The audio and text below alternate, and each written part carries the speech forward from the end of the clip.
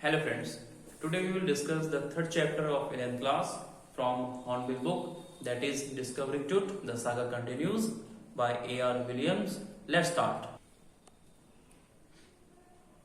He was just a teenager when he died. The last year of a powerful family that had ruled Egypt and its empire for centuries. He was laid to rest, laden with gold and eventually forgotten. ये जो chapter है एक mummy के बारे में है, जो king टूट था उसकी लाइफ के बारे में है। तो बताया गया कि when he died he was just teenager, तो टीनेज में था वो। Teenager we call 13 to 19, 13, 14, 15, 19 like that. ये टीनेज होती है, एडोलेसेंट होती है ये, इसे हम किशोरावस्था बोलते हैं। तो जो उसकी डेथ हुई तो वो एक किशोरावस्था में था। और वो एक पावरफुल फैमिली, इजिप्ट की पावरफुल किंग्स फैमिली की बात करें, रॉयल फैमिली की बात करें, तो उसका लास्ट ईयर सक्सेसर उत्तराधिकारी था। और जब वो एक्सपायर हुआ, जब वो डाइड हुआ, तो उसे बहुत सारे सामान के साथ में लेडन किया गया था, दबाया गया था, और इवेंचुअली फाइनली एंड में उसको भुला दिया गया।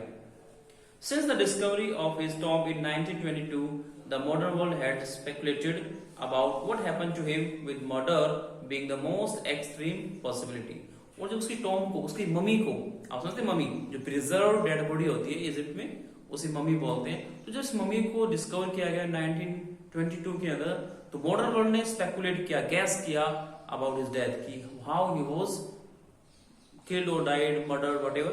तो जो मोस्ट स्पेकुलेशन थी, वो गैस थी, वो थी कि मर्डर के बारे में। नॉर्मली टीनेज में कोई एक्सपायर होता नहीं है, मर्डर के चांसेस ज्यादा था वहां पे। तो जो एक्सट्रीम पॉसिबिलिटी थी वो मर्डर के साथ थी।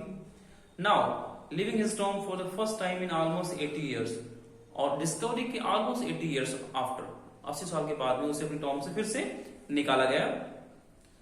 टूट has undergone A CT scan that offered new clues about his life and death.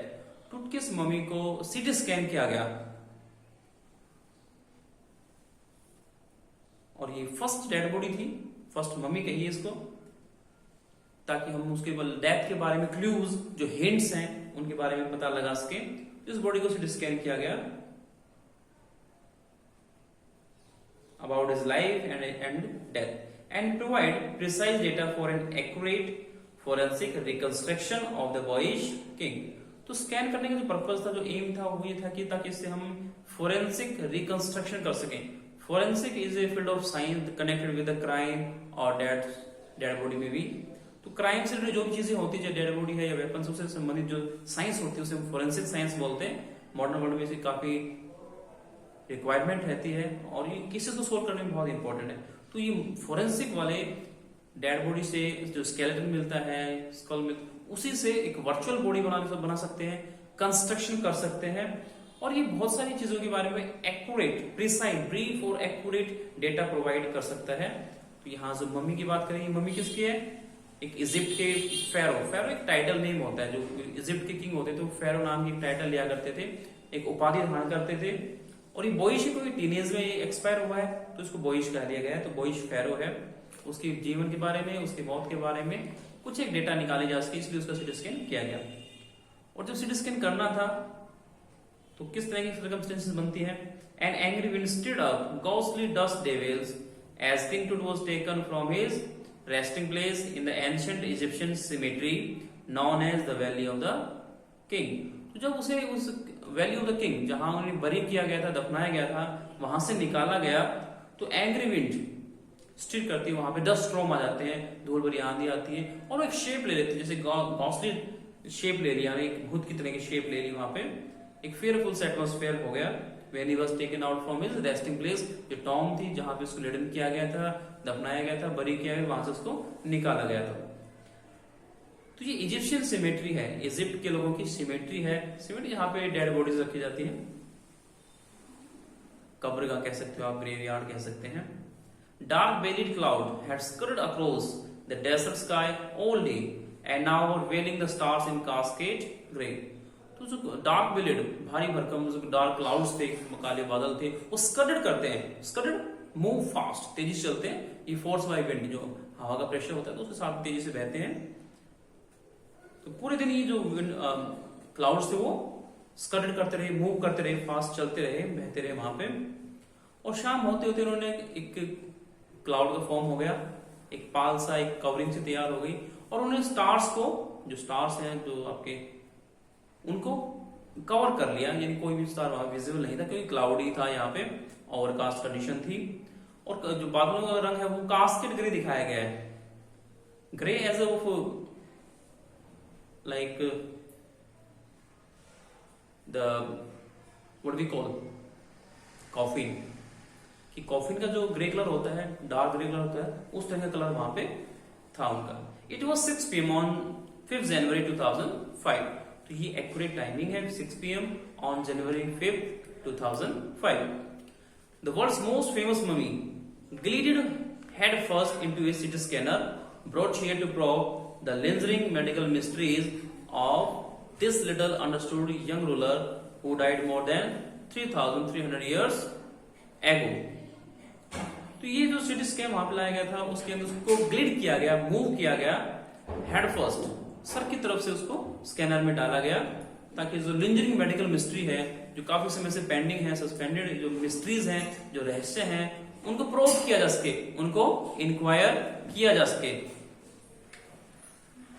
और जितना भी हम इस थोड़े से इस रूलर के बारे में जानते हैं, किंग टूट के बारे में जानते हैं, जो कि तो अगर हम एक्यूरेटली एज को कंस्ट्रक्ट करें, कैलकुलेट करें, तो वो 3,300 ईयर्स बनती है। हम उसके बारे में बहुत कम जानते हैं, और सिर्फ स्कैन किया गया ताकि उसके बारे में हम कुछ एक डेटा निकाल सके। All afternoon, the usual line of tourists from around the world had descended into the cramped rock tomb, some 26 feet deep, underground to pay their respect. तो बहुत टूरिस्ट वहां पे गैदर हुए थे, क्योंकि ये फर्स्ट टाइम था कि किसी मम्मी को सीटी स्कैन किया जा रहा हो। तो हमें टूरिस्ट आए थे अक्रॉस द वर्ल्ड, यहाँ टूरिस्ट अवेलेबल थे। तो यहाँ पे क्रैम्प, एक संकर से एक नैरो सी जो टॉम है, जो रोप को काट करके, चट्टानों को काट करके बनाई हुई टॉम है, सम 26 फीट डीप ये टॉम थी, अंडरग्राउंड। तो ये लोग सब रिस्पेक्ट पे करने के लिए आए होते इस मम्मी को। They gazed at the murals on the walls of the burial chamber and peered at the Tut's gilded face. ये जो भी लोग टूरिस्ट लोग थे, वो वहां पे जो बरियल चैम्बर है, जिस रूम में या चैम्बर में उसको दफनाया गया था, वहां पे मुराल्स बनी हुई है, पेंटिंग ऑन द वॉल्स। जो पेंटिंग्स होती है वॉल्स पे, उन्हें मुराल्स बोलते हैं, भित्ति चित्र हम इसे हिंदी में बोल देते हैं। तो लोग उन्हें देख रहे हैं और पियर कर रहे हैं, झांक के दे रहे हैं, पीप करके देख रहे हैं। जो टूट का गिल्डेड फेस है, मेड ऑफ गोल्ड, सोने से बना हुआ जो चेहरा है, उसे वो देख रहे हैं। The most striking feature of mummy shape outer coffin lid. और ये ममी शेप जिसकी जो स्ट्राइकिंग फीचर थी, जो एक्साइटिंग फीचर थी, जो स्पेशलिटी थी, वो थी जो आउटर कॉफिन के ऊपर ममी शेप, जो डेड बॉडी की टूट की, उसी की तरह का एक फेस बना हुआ है कॉफिन लिड पे।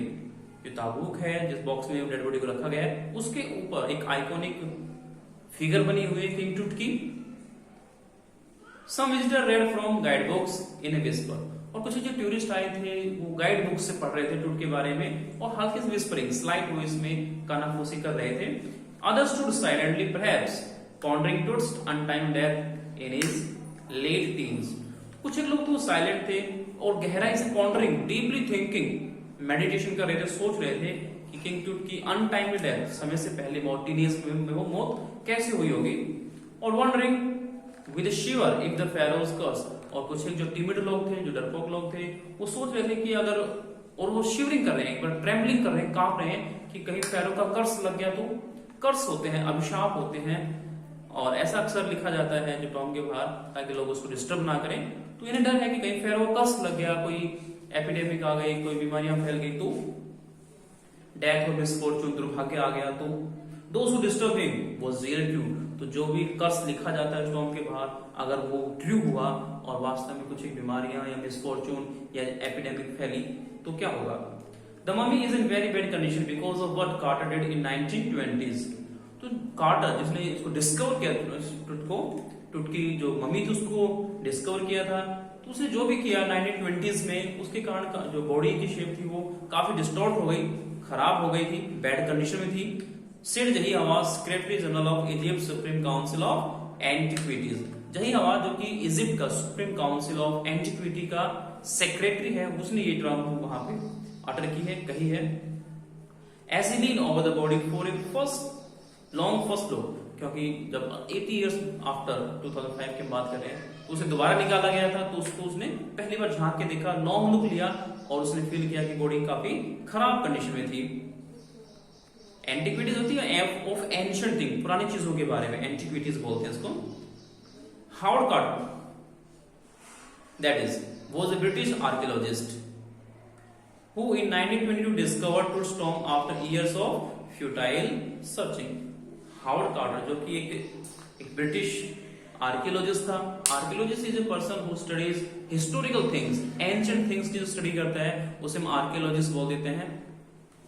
तो ये एक ब्रिटिश आर्कियोलॉजिस्ट था जिसने 1922 में 1922 के अंदर टुट्स की टॉम को डिस्कवर किया after futile searching of years.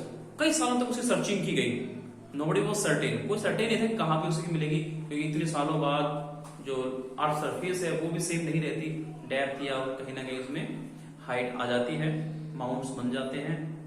तो काफी साल तक फ्यूटाइल, वेन, यूजलेस उन्होंने सर्चिंग की, तब जाके ये जो मम्मी है उन्हें डिस्कवर हो पाई। इट्स कंटेंट दो हेस्टली रैंसैक्ड इन एंटिक्विटी वर सरप्राइजिंगली कंप्लीट।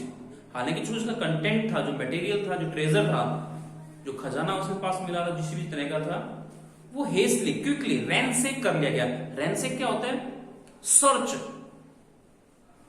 और search specially in order to steal it away, चोरी करने के लिए, उसको उठा के ले जाने के लिए उसे सर्च किया गया, एक प्रकार से लूटेड कर लिया गया, चुरा लिया गया। जितने भी लोग अवेलेबल होंगे, जो भी डिगिंग की होगी, वो सभी लोग वहां पे अवेलेबल होंगे और उन्होंने उसको उठाने की कोशिश की, चुराने की कोशिश की, बट सरप्राइजिंगली कंप्लीट। तो चोरी करने के बाद भी, चीजों को उठाने जाने के बाद भी ट्रेजर को जो कंप्लीट था उसमें कोई खास कमी नहीं आई, यानी ह्यूज वहां पे आर्टिकल्स थे, बहुत अधिक संख्या में वहां पे आर्टिकल्स थे।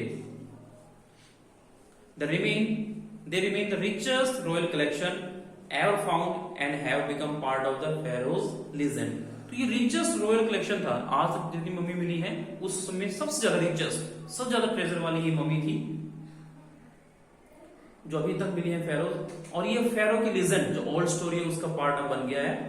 स्टर्लिंग आर्टिफैक्ट्स इन गोल्ड, और स्टर्लिंग बहुत ही सरप्राइजिंग, आपको स्टार्टल कर देने वाले, एक प्रकार से हैरान कर देने वाले आर्टिफैक्ट्स थे, आर्टिकल्स थे मेड ऑफ गोल्ड, गोल्ड से बने हुए। Their eternal brilliance meant to guarantee destruction, और उनकी जो इटर्नल, जो ऑलवेज, जो हमेशा रहने वाली चीज है, जो इटर्नल है, शाश्वत से बोलते हैं, फॉरएवर वाले जो कुछ कंडीशन होती है, तो इनकी जो ब्रिलियंस थी, जो इनकी शाइन थी, जो बहुत सालों तक रहती है, नेवर एंडिंग कह लीजिए इसको, क्योंकि इटर्नल है, वो एक गारंटी थी। गारंटी किसकी है? डिस्ट्रक्शन, क्योंकि ये लोग सुपरस्टिशियस हैं, तो इनका मानना है कि जो डेड बॉडी है will come alive, they will stand from there death, मौत के बाद भी उनका जन्म होगा, डिस्ट्रक्शन होगा, एक प्रकार से इनकार्नेशन उनका होगा। Cause A sensation at the time of the discovery, तो जब डिस्कवरी हुई तो उनमें सेंसेशन, एक एक्साइटमेंट फैल गई, जो इतना ट्रेजर उन्हें मिला वहां पे। And still get the most attention, और आज भी मोस्ट अटेंशन वो क्रिएट करता है जब इतने ट्रेजर के बारे में हम बात करते हैं। But it was also buried with everything he would want in after life. तो टुट को और भी जो एवरीडे थिंग्स होती, जो सामान्य चीजें होती, जो हम डेली लाइफ में यूज करते हैं, उन आर्टिफैक्ट्स के साथ में, उन आर्टिकल्स के साथ में बरी किया गया था, जो उन्हें आफ्टर लाइफ, यानी आफ्टर डेथ जो पड़ेगी उसकी, जैसे कि बोर्ड गेम्स है, बोर्ड गेम्स में जैसे चेस हो गया, ए ब्रोंज रेजर, जो ब्रोंज का रेजर है वो डाला गया शेविंग के लिए, लिनन की अंडरगारमेंट्स रखी गई है वहां पे, केसेस ऑफ फूड, खाने के बहुत से डब्बे थे, एंड वाइन, शराब भी वहां पे रखी गई थी। After months of carefully recording the pharaoh's funerary treasures, और उस funerary related to the dead body, funerary क्या होता है? Related to the dead body, जो डेड बॉडी से रिलेटेड चीज होती है उन्हें फ्यूनररी बोल देते हैं। और जो ट्रेजर था, जो इतना सारा सामान वहां मिला, जो कंटेंट वहां पे मिला है, उसको रिकॉर्ड करने में, नोट डाउन करने में कई महीने लगे। Carter began investigating his 3 nested coffin, और रिकॉर्डिंग करने के बाद में उसे 3 नेस्टेड जो कॉफिन है, वन इनसाइड अदर, एक के अंदर दूसरा जो डला होता है, तो 3 वहां पे कॉफिन थे, एक नहीं था 3 कॉफिन थे, और नेस्टेड क्लोजली फिक्स्ड थे। उनकी अब उन्होंने इन्वेस्टिगेशन, इंक्वायरी करना शुरू किया। Opening the first he found a shroud adorned with a garland of willow and olive leaves। तो पहला जब उसमें कॉफिन खोला गया तो वहां पे एक श्राउड मिला, shroud the covering of dead body, कफन जिसे हम बोल देते हैं, श्राउड बोलते हैं उसको, फर्स्ट चैप्टर में भी हमने डिस्कस किया था श्राउड। और कुछ एक वहां पे ये जो श्राउड था वो अडोर्न था, डेकोरेटेड था with garlands of willow, willow की गार्लैंड्स है, कुछ एक ऑलिव की गार्लैंड्स है, यहाँ पे जैतून की भी मालाएं बनाई हुई है, लीव्स यूज किए जाते हैं। वाइल्ड सिलेरी, और जो जंगली सिलेरी है, जो घास फूस है वो मिल जाता है, वो भी वहां पे यूज किया गया है। लोटस की पीटल, कमल की पंखुड़ियां यूज की गई है, एंड कॉर्नफ्लावर्स, और साथ में कॉर्नफ्लावर्स समझते हैं आप लोग। The faded evidence of burial in March और अप्रैल, ये चीज एक फेडेड, एक डिम सा एक आइडिया हमें देती है, एक गैस हम कर सकते हैं कि इनका जो बरियल हुआ होगा वो मार्च और अप्रैल की सीजन चीजें हैं, तो मार्च अप्रैल में सीजन है इन चीजों का। When he finally reached the mummy, और जब फाइनली मम्मी तक पहुंचता है, उस डेड बॉडी तक पहुंचता है कार्टर, हावर्ड कार्टर, दो he ran into trouble, तो एक ran into trouble, he put into trouble, एक समस्या में फंस गया, वो परेशानी में घिर गया। The ritual resins had hardened, cementing to the bottom of his solid gold coffin, तो जो रेजिन था, जो रिचुअल रेजिन, जो सेरेमनी से रिलेटेड चीजें हैं, जो किसी उत्सव से संबंधित जो चीजें हैं वो रिचुअल होती हैं, जो रेजिन यूज किया, जो स्टिकी सब्सटेंस, जो चिपचिप पदार्थ यूज किया गया था डेड बॉडी को और कॉफिन के बीच में, वो सीमेंटेड हो गया है, फिक्स्ड हो गया है, सॉलिड बन गया था, और टूट की बॉडी को उस कॉफिन से बिल्कुल स्टिकिंग किए हुए हैं, अधेरिंग किए हुए हैं, जुड़े हुए हैं to the bottom of his solid gold coffin, जो सॉलिड गोल्ड कॉफिन है उससे उसकी बॉडी जुड़ी हुई है एक प्रकार से। No amount of legitimate force could move them, और ऐसा लग रहा था, कार्टर ने ये स्पेशली कहा, Carter wrote later, what was to be done, क्या किया जाए, क्योंकि कोई भी लेजिटिमेट, कोई भी लीगल फोर्स, ह्यूमन बीइंग वाले कोई भी फोर्स उसको अपार्ट नहीं कर पा रही थी, अलग उसे नहीं कर पा रही थी, और उसने कहा कि what was to be done, क्या किया जाए।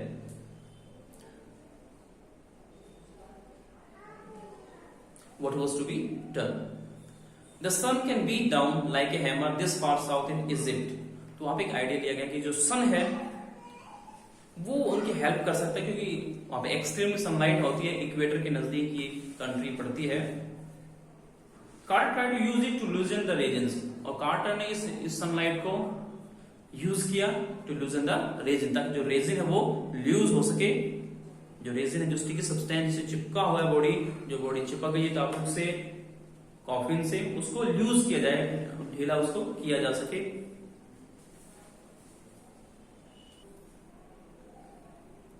फॉर several hours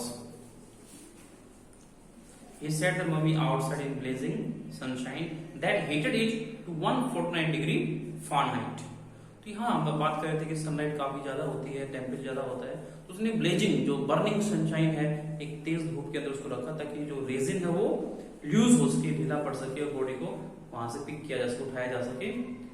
जो हीट की बात की गई है कि कितनी हीट कर सकता है वो 149 degree Fahrenheit, around 65 degree Celsius आप इसको कैलकुलेट कर सकते हैं। नथिंग बज, लेकिन नथिंग हैपन, कुछ भी नहीं वहां पे सॉल्व, बॉडी जरा सी नहीं हिली वहां पे। He reported with scientific detachment that the consolidated material had to be chiseled away from beneath the limbs and trunk before it was possible to raise the king's remains. और उसने report की बाद में कि उसने एक साइंटिफिक डिटैचमेंट, एक isolation होता है, डिटैचमेंट जो होता है, इंटरेस्ट नहीं लेना होता है, इंडिफरेंस रहते हुए, उसने कहा कि जो कंसोलिडेटेड, जो सॉलिड मटेरियल था उसको चीजल अवे करना पड़ेगा। Chisel to cut with chisel, body को चीजल से, एक छेनी होती है, एक टूल होता है जिससे हम चीजों को काटने के लिए यूज करते हैं, स्पेशली मेटल, तो उसको काटना पड़ेगा नीचे से, फ्रॉम बीनीथ, नीचे की तरफ से, जो लिम्स हैं और जो ट्रंक है, तभी पॉसिबल हो पाएगा कि जो किंग्स के रिमेन्स हैं, जो डेड बॉडी है, उसको हम रेज कर पाए, उठा पाए वहां कॉफिन से। In his defence Carter really had little choice, और अपने इस एक्शन के लिए उसके पास कोई चॉइस नहीं थी, कोई ज्यादा आर्ग्यूमेंट्स नहीं है कहने के लिए कि अपने आप को डिफेंड कर पाए। If he hadn't cut the mummy free, thieves most certainly would have circumvented the guards and ripped it apart to remove the gold. तो यहाँ पे चांसेस ये थे कि अगर ऐसा नहीं किया गया होता तो जो थीव्स हैं वो मोस्ट प्रोबेबली, शायद जो थीव्स हैं वो गार्ड्स को सर्कमवेंट करके, चकमा दे करके, और उनको एक प्रकार से रिसीव कर देते, चकमा दे देते उनको, और इस गोल्ड कॉफिन को ही कैरी अवे कर लेते, उठा करके ले जाते और उसको रिप कर देते, काट कर उसको अलग कर देते फॉर द गोल्ड, उस सोने के लिए जो उसके अंदर था। In Tut's time the royals were fabulously wealthy. Tut के टाइम में जो रॉयल्स थे, जो किंग्स फैमिली थी, वो फैबुलस एक्सट्रीमली रिच थे, बहुत अमीर थे, वेल्दी थे। एंड दे थॉट और how they could take their riches with them, और उनका ऐसा प्रिजम्पशन था, एक ऐसा सुपरस्टिशन था कि वो अपने रिचेस, अपनी जो वेल्थ है, अपने साथ में लेकर के जा सकते हैं afterlife. For his journey to the great beyond, journey to the great beyond towards the heaven. तो जब वो मरने के बाद में उन्हें ऐसा लगता है कि जब वो जन्नत में जाते हैं, हेवन में जाते हैं, तो अपनी चीजों को साथ में लेकर के जा सकते हैं। Tut was lavish with glittering goods, precious collars, inlaid necklaces and bracelets, rings, amulets, a ceremonial apron, sandals, sheaths for the fingers and toes, and the new iconic inner coffin and mask. तो इन चीजों के साथ में उसको laden किया गया था, lavishly, profusely, बहुत अधिक मात्रा में, इन ग्रेट अमाउंट आप कैसे कह सकते हैं, तो प्रोफ्यूजली उसको लेडन किया गया था। आर्टिकल्स हम फिर से एक बार रिपीट कर लेते हैं। ग्लिटरिंग गुड्स से बने हुए आर्टिकल्स सारे शानदार, ब्रिलियंट, शाइनिंग, उनके अंदर प्रीशियस कॉलर्स, बहुत ही कीमती कॉलर्स, जो हार होते हैं वो, इनलेट नेकलेसेस, जड़ाऊ हार है, इनलेट नेकलेसेस है ये, ब्रेसलेट्स जो रिस्ट में डाले जाते हैं, ब्रेसलेट्स, रिंग्स, रिंग्स है वहां पे अंगूठियां, और एम्यूलेट्स जो लकी चार्म्स होते हैं, विशेष रूप से जो ताबीज है उन्हें हम एम्यूलेट्स बोलते हैं, और सर्मोनियल जो एप्रन है, जो सेरेमनी टाइम में पहनने वाले जो एप्रन है, जो कॉस्ट्यूम है वो, सैंडल्स, तो वहां पे सैंडल्स भी रखे गए थे, सिड्स जो कवरिंग ऑफ फिंगर होती है, फिंगर से पहनने के लिए जो एक पॉइंटेड सिड्स होती हैं, कवरिंग होती है, वो भी वहां पे थी बहुत सारी। टोज के लिए भी है, अगर हम लेग्स की बात करें, पैरों की बात करें तो। और जो आइकॉनिक जिसमें इमेज बनी हुई है टुट की, वो कॉफिन और मास्क, एवरीथिंग वाज देयर, हर चीज वहां पे रखी हुई है, ऑल ऑफ प्योर गोल्ड, और सब चीजें जो है प्योर गोल्ड से बनी हुई है। To separate Tut from his adornments, Carter's men remove the mummy's head and severed nearly every major joint. Carter के मैन ने इस डेड बॉडी को उठाने के लिए, उसके रिमेन्स को उठाने के लिए, अडॉर्नमेंट्स को उठाने के लिए, जो भी डेकोरेटिव आइटम्स उनको उठाने के लिए बॉडी को रिमूव करना पड़ा, काटना पड़ा, सीवियर करना पड़ा, एवरी मेजर जॉइंट्स को, हेड्स लेकर के, वो बाकी जितने भी जॉइंट्स हैं, चाहे वो एल्बोज के हैं या नीज के हैं या नेक के हैं या शोल्डर के हैं, तो सारे बोन्स से वहां उसे काटना पड़ा बॉडी को, तभी ये पॉसिबल हुआ कि उसको हो पाया कि उसको उठा पाते। Once they had finished, they reassemble the reagents on a layer of sand in a wooden box with padding that concealed the damage, the bed where it would now rest. तो एक बार जब सब फिनिश हो गया, अडॉर्नमेंट्स उठा लिया गया, तो उस बॉडी को फिर दोबारा से फिक्स कर दिया गया सैंड पे, उसको लेट करके, और जहां से उसे सीवियर किया गया था, कट किया गया था, वहां पे पैड्स लगा दिए गए, ताकि जो बैड कंडीशन है या कटाई जो है वो दिखाई ना दे, बॉडी बिल्कुल कंप्लीट शो हो, कोई डैमेज वहां पे कंसील हो जाए, हाइड हो जाए, डैमेज दिखाई ना दे। Archaeology has changed substantial in the intervening decades, focusing less on treasure and more on the fascinating details of life. तो हम बात करते हैं पहले की जो टुट को वहीं दोबारा से दफना दिया गया जहां पे वो पहले दफनाया हुआ था, उसी टॉम के अंदर उसको डाल दिया गया। That's all for today or this video. We will discuss the remaining chapter in our next video. Thank you.